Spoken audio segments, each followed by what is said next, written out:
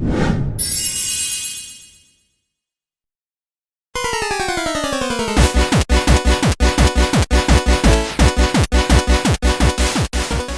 everyone, Lex here. Today we're going to be talking more evolution concepts.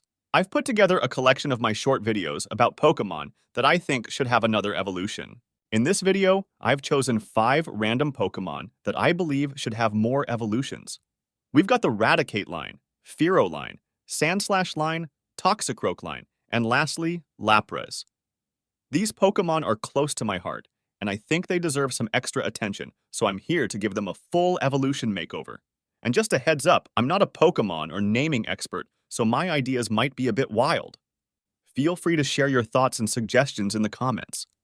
Now let's start with Rattata. Right now, Rattata turns into Raticate, and that's pretty much it, unless you count those Alola makeovers. But what if we had more options? Pre-evolve or Stage 2 evolution, what's your pick? Picture this, Rattata's baby form, aka Ratatini. This little cutie is a pure normal type with tiny whiskers and playful hops. It's like having a pocket-sized ball of fluff on your team. Who wouldn't want that? Now, on to the big leagues. Raticate's evolved form, Ratiking. This royal fellow is a mix of normal and ghost types, with 4 ghostly tails on its back. Inspired by the Rat King phenomenon, each tail represents a fallen Raticate buddy in its pack. Loyalty to the max. And for its regional variant, here's how they would look like.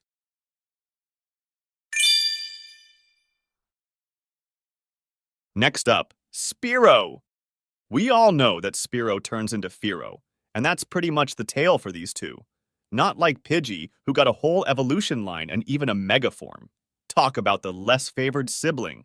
So if Spearow could get a little extra love, would you want a cute baby form or a full-grown big shot evolution? So if Spearow had a baby form, we'd call it Weiro. Weiro is a tiny cute Pokémon that's both spirited and a bit clumsy.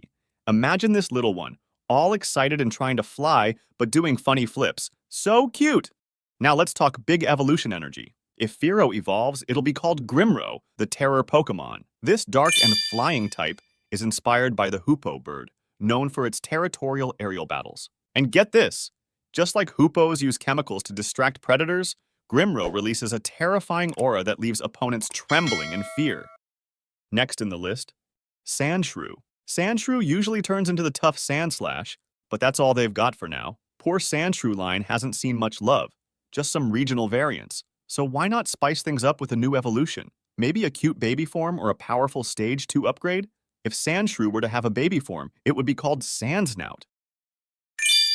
This little guy is all about digging and digging. Just imagine Sandsnout burrowing underground, then popping up with those big eyes and an innocent smile. Who knew sand could be this adorable?